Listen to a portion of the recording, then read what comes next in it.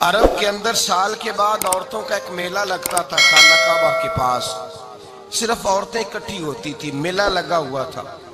ایک تورات جاننے والا یہودی عالم بھی آیا ہوا تھا.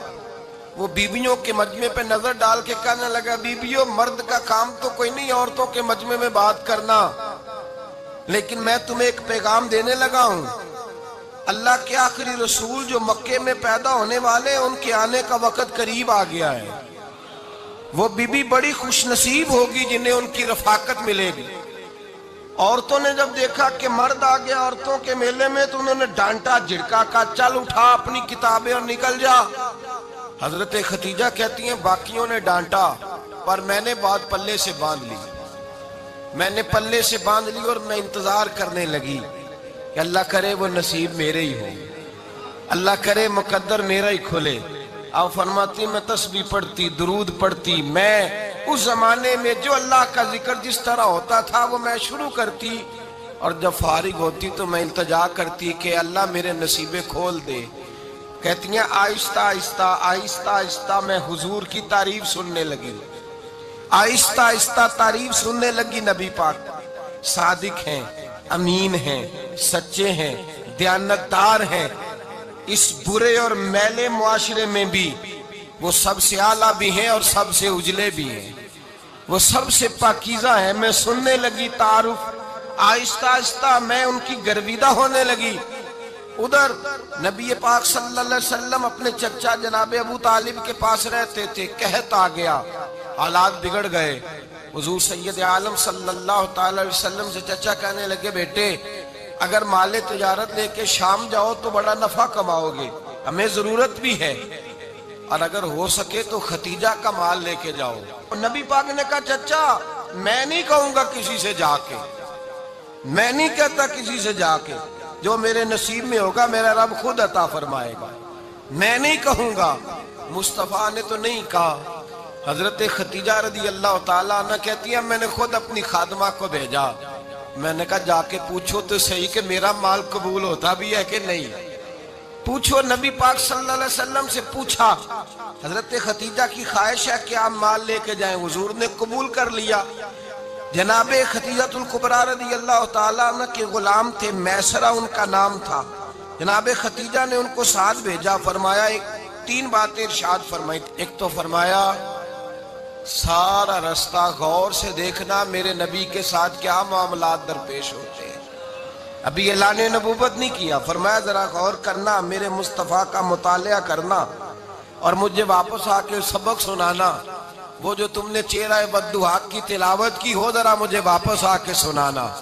جنہاں نے دل بر جانی ڈٹھا ہو اکھیاں ہی تک لیاں, تو ملے ہوں تے ساجن ملیا ہوں ناساں لگ پئیاں, ذرا جا کے نا تلاوت کرنا اور مجھے دکھ. اور دوسرا فرمایا تم میرے غلام ہو تو مصطفیٰ کے بھی غلام بن کے رہنا. میں سنتی ہوں کہ کردار کے, افکار کے, نظریات کے, عظمت کے بلند و بالا, وہ جیسے کہیں ویسے کرنا.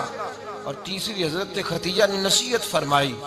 فرمایا محمد ابن عبداللہ صلی اللہ علیہ وسلم کی رائے سے اختلاف نہ کرنا. یہ چلتے ہوئے معاہدہ کیا, جو وہ کہہ دے سو کر جانا.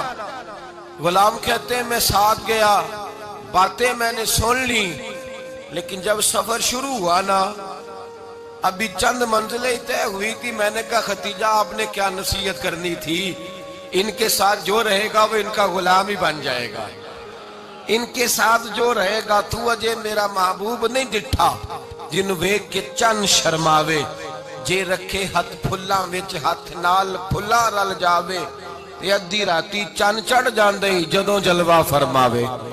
فرمایا جو بھی ساتھ رہتا غلام ہو جاتا. میسرہ کہتے میں گیا, تجارت شروع ہوئی.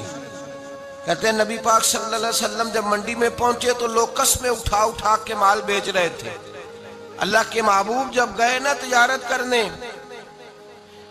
تو ایک آدمی کہنے لگا چلو معاذ اللہ بتوں کے نام تھے لات و منات, کہنے لگا لات کی, عزا کی, منات کی قسم اٹھاؤ. تو نبی پاک فرمانے لگے ان کی قسم اٹھاؤں جن کا میں نام لینا بھی پسند نہیں کرتا. اب یہ اعلان نبوت نہیں کیا. اور فرمایا ویسے بھی میں قسم دے کے مال نہیں بیچتا, خریدنا ہے تو خریدو, نہیں خریدنا تو نہ خریدو. کہتے ہیں لوگ قسمیں اٹھا اٹھا کے پیچھے جاتے تھے, پر میرے نبی جس سے رخ پھیرتے تھے وہ نبی پاک کے پیچھے ہو جاتا تھا. ماتے کئی گنا زیادہ نفع کمایا. ہم رستے میں تھے، حضور ایک درخت کے نیچے آرام کرنے لگے. ایک عیسائی راہب غار میں بیٹھا تھا، نکل کے آ گیا. مجھ سے کہنے لگا مجھے وہ جانتا تھا. میں سنا یہ کس کو ساتھ لائے، یہ کون ہے؟ میں نے کہا اہل قریش کے ایک معزز آدمی ہے. کہنے لگے یار جس درخت کے نیچے یہ لیٹے ہوئے ہیں یہاں عام آدمی نہیں لیٹ سکتا، یہاں وہی لیٹے گا جو اللہ کا سچا رسول ہوگا. یہاں دوسرا کو لیٹ ہی نہیں سکا. یہ رسول ہے، ان کا خیال رکھنا، خیال رکھنا. کاش میں اس وقت تک زندہ رہوں جب یہ نبوت کا اعلان کریں. میسرہ کہتے ہیں میں غلام ہو گیا. نبی پاک صلی اللہ علیہ وسلم کی ادائیں مجھے بھانے لگیں. جب واپسی پہ نکلے تو گرمی بڑی شدید تھی. فرماتے ہیں جب دھوپ تیز ہوتی تو بادل کا سایہ آ کے حضور پہ سایہ کر دیتا. بادل کا ٹکڑا نبی پاک پہ. اللہ جانے کہاں بیٹھ کے لوگوں نے کتابیں پڑھی ہیں جو کہتے ہیں 40 سال کے بعد نبی بنے تھے. پتہ نہیں کہاں بیٹھ کے کتابیں پڑھی ہیں. ہم نے تو جو سیرت پڑھی ہے وہ بتاتی ہے کہ تیری حیات پاک کا ہر لمحہ پیغمبر لگے، ہر لمحہ پیغمبر لگے. یہاں تو وہ لوگ جو کئی سال پہلے 20 اور 25 سال پہلے حضور سید عالم صلی اللہ علیہ وسلم کی رفاقت میں رہے وہ اعلان کر رہے. لوگ پتہ نہیں کہاں بیٹھ کے کتابیں پڑھتے ہیں، کہاں بیٹھ کے. میرے نبی پاک سے صحابہ نے پوچھا حضور آپ کب نبی تھے؟ فرمایا ابھی آدم کی مٹی گوندی جا رہی تھی، ابھی آدم کی مٹی گوندی جا رہی تھی، میں تب بھی اللہ کا رسول تھا. میرے بھائی نبی رحمت سید عالم صلی اللہ علیہ وسلم کے غلام حضرت ختیجہ کے غلام کہتے ہیں واپس آیا. اور پہلے بھی کئی دفعہ حضرت ختیجہ کا مال گیا تھا، بڑے نفع آئے تھے، پر جو نفع اس سال آیا وہ پہلے کبھی نہیں آیا تھا. کہتے ہیں مجھ سے حضرت ختیجہ کی سہیلی بھی بیٹھی تھی، میں بھی آ گیا. اور جناب ختیجہ کی سہیلی کہنے لگی چل مال کے بارے میں کچھ بتا، کتنا بکا؟ میں نے کہا مال چھوڑو، مصطفیٰ کی سنو. اور پھر کہتی چلو ٹھیک ہے، بادل سایہ کرتا تھا، چلو ٹھیک ہے. تم سے راہب نے پوچھا تھا یہ صحیح ہے انہوں نے تیری سارے رستے بڑی خدمت کی، تیرا بڑا خیال رکھا، پر یہ بھی بتا تجارت کیسے ہوئی؟ تو میں سر کہنے لگا زندگی میں نے بھی ساری گزار دی ہے، پر اس رسول کے ساتھ 4 دن ہی گزارے ہیں. حد ہو گئی مجھ سے، اور کچھ نہ پوچھو، اور کچھ نہ پوچھو. آ میرے دل آمنہ کے لال کی باتیں کریں، اور کچھ نہ پوچھو، بس ذکر ان کا چھیڑیے ہر بات پر، اور چھیڑنا شیطان کا عادت کیجئے. بس مجھے حضور کے تذکرے بیان کرنے ہیں، ذکر مصطفیٰ کرنا ہے. حضرت ختیجہ الکبریٰ بڑی متاثر ہوئی. کہتی ہیں مجھے درجنوں لوگوں نے پیغام نکاح دیا تھا پر میں نے سنی نہیں تھی. میں نے نفیسہ کے ہاتھ پیغام بھیجا. میں نے کہا میری عمر 40 سال ہے، ان کی 25 سال ہے، اور میرا احوال اور طرح کا ہے.